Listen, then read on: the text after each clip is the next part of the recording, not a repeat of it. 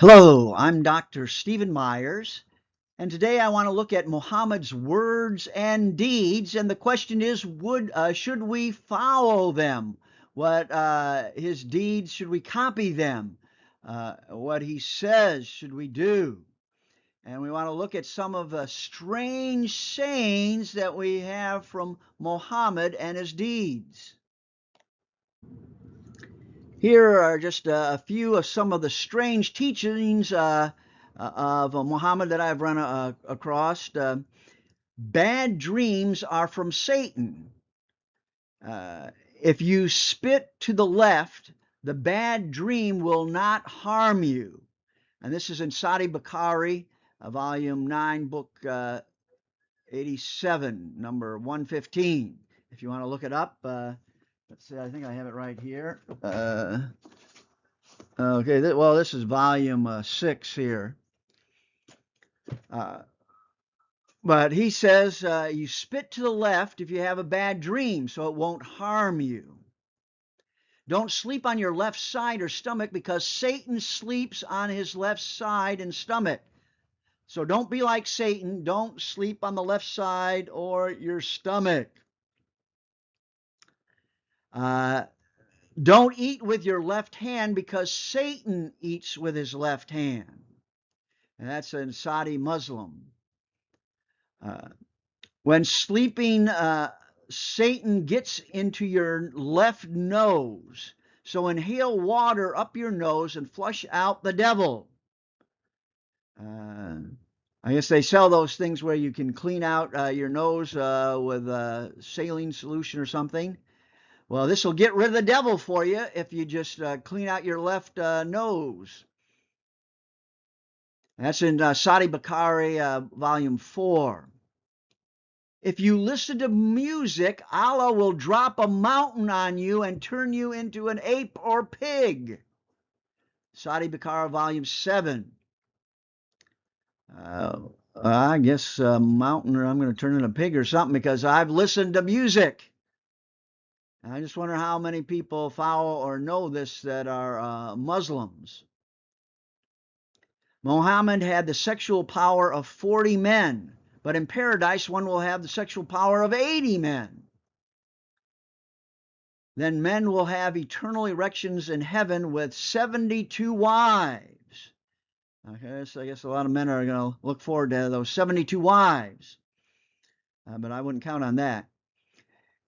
Some translate that as grapes instead of wives.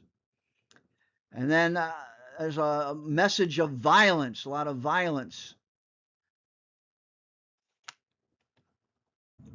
And now I want to look at some of the strange deeds of Muhammad. The Quran teaches that Muhammad is a good example for you to follow. Surah 33, verse 21.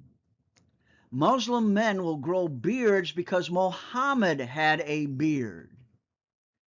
They will roll up their pant legs to be above the ankle.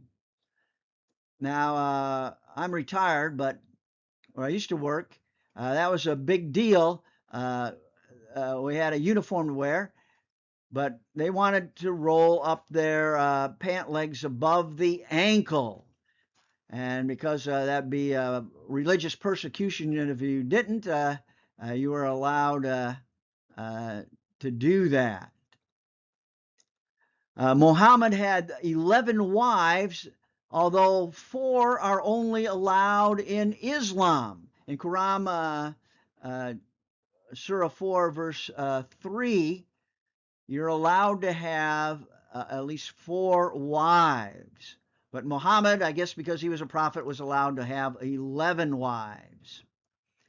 Muhammad married a 6-year-old girl and consummated the marriage when she was 9.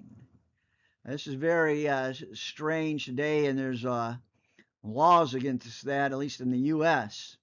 And that's in Sadi Bukhari, volume 5, book 58, number 236. Zaid had to divorce his wife, Zainab, in order to allow Muhammad to marry his wife. And I think that's Quran 33 verse 37 tells about that, and also in the history of El Taaba, volume 8. Zaid was forced to divorce his wife because Muhammad wanted her. Then Muhammad had sex with a slave girl, Mary the Copt. That means Egyptian. There's Coptic, a number of Coptic Christians in Egypt. If you ever get a chance there, they have a beautiful cave church up on the mountaintop. It's interesting to visit. But he had sex with Mary the Copt, a slave girl, and his wife Aisha was upset. So Quran verse 66, 1 through 5 was revealed to allow this behavior by Muhammad to have sex with his slave girl. And Aisha is also the one that he married at 6 years old. Aisha says that Muhammad struck me on the chest, which caused me pain. And it's okay to beat your wife, according to the Quran 4:34. Of course, there's some degree of how that should be interpreted. Some say you can beat your wife without breaking any bones or leaving any bruises. But it does say there in the Quran 4:34, it's okay to beat your wife. Now, are these some of the deeds that we want to follow? Are these some of the things that we should do to follow Muhammad? Well, I certainly wouldn't want to. Muhammad ordered assassinations and attacks. And there's a very good book, The Life of Muhammad. And he translated it from someone earlier. It's our earliest biography of the life of Muhammad. Muhammad tortured people for money. And the same biography. Muhammad was suicidal. He wanted to throw himself off a cliff, according to Sahih Bukhari, volume 1, book 1. If you're suicidal, get help immediately. Muhammad put his tongue in the mouth of his grandson. I'm not sure what's going on there. Muhammad was under a magic spell, according to Sahih Bukhari, volume 4. And then Muhammad is tricked by Satan. And these are called the satanic verses. In the Quran 53, verses 19 to 20 states, have you seen Alat and El-Uzza and Malat? These are goddesses to pray to. But this was Satan who whispered in Muhammad's ear, it says. So Satan whispered in his ear, and he wrote out about Alat, El-Uzza, and Manat. These goddesses that they would, I guess, used to pray to, and that it was okay, but now they say that was just Satan speaking to him. And that's in Sahih Bukhari, volume 6, book 60, number 385. And so we ask again, are these some of the things that we want to follow? Well, that was just a short view of some of the strange words and deeds that Muhammad has done that I've run across. And here's some resources. The earliest biography of Muhammad is by Ibn Ishaq, and it's translated into English that you can readily get.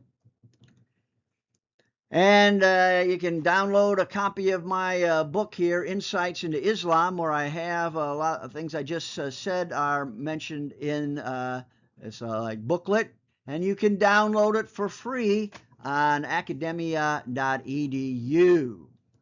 If you want a hard copy, you have to go to Etsy. There's an excellent video on the earliest Qiblas by Dan Gibson entitled The Sacred City. And I suggest you all see that. And he's coming out with a sequel soon. And hopefully I can tell you about that when that comes out. I also have videos on the errors, the scientific errors in the Quran. And also on the change of the Qibla. And the oldest manuscripts have differences. And one Qur'an translation that I like that has a lot of interesting notes is this one right here by A.J. Droge, 2013. So this is one that I like with all the different notes to help you out and what it's saying. So thank you very much for listening. Be sure if you like it, subscribe, ring the bell, and we'll have some more videos on the way for you. Thank you.